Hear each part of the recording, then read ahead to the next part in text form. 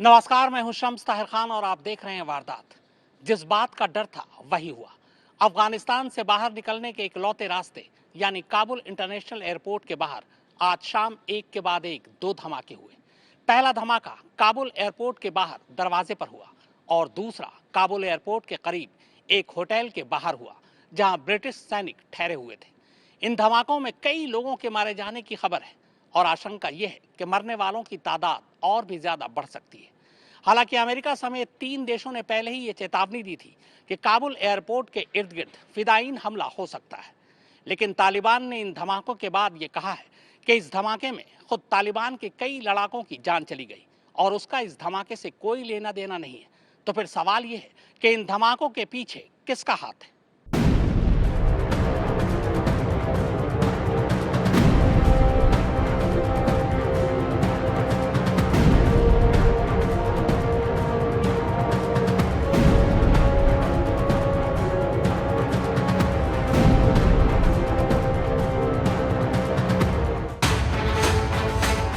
तालिबान से जान बचाने के लिए लाखों की तादाद में अफगानिस्तान के लोग विदेश भागने की फिराक में हैं। मगर उनकी मुश्किल ये है कि इस वक्त अफगानिस्तान से निकलने का एक ही जरिया है और वो है काबुल का अशरफ गनी एयरपोर्ट।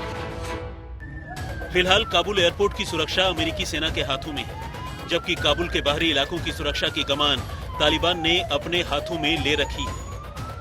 कायदे से देखें तो काबुल में हुए दोनों धमाके एयरपोर्ट के बाहर हुए हैं। तो क्या तालिबान ने ये धमाके करवाए? अगर नहीं तो क्या तालिबान काबुल की सुरक्षा करने में नाकाम साबित हो रहा है? तो फिर सवाल ये है कि आखिर ये धमाका किसने किया? शुरुआती जानकारी के मुताबिक इसके पीछे ISIS खुरासान का हाथ माना जा रहा है। ये भी माना जाता है कि तालिबान और ISIS में नहीं बनती है और तालिबान ISIS को अमेरिका का पिट्ठू मानता है।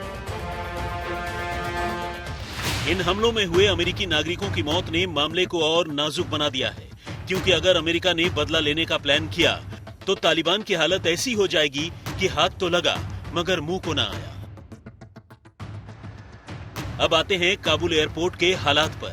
तालिबान के चंगुल से बचकर भागने की फिराक में एयरपोर्ट पर लाखों अफगानी जुटे हुए हैं। अमेरिका की बात करें तो जुलाई से अब तक 88,000 लोगों को उसने काबुल से बाहर निकाला है। इनमें 70,000 लोगों को तो पिछले 10 दिनों में ही अमेरिका ने अफगानिस्तान से बाहर निकाल लिया है।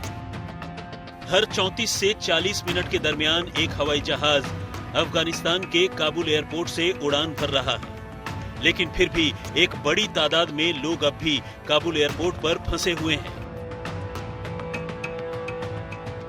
माना जाता है कि अफगानिस्तान के 2.5 लाख लोगों को तालिबान से खतरा है, जिनमें से सिर्फ 60,000 लोग ही उसके चंगुल से बच पाए हैं। ऐसे में बाकी बचे करीब 2 लाख लोगों के सामने बचने के लिए सिर्फ गिने चुने दिन ही बचे हैं। तो काबुल एयरपोर्ट के बाहर खड़े लोगों के हाथों से वक्त रेत की तरह तेजी से निकलता जा रहा है, क्योंकि 31 अगस्त के बाद काबुल में क्या होगा ये कोई नहीं जानता। आज तक ब्यूरो।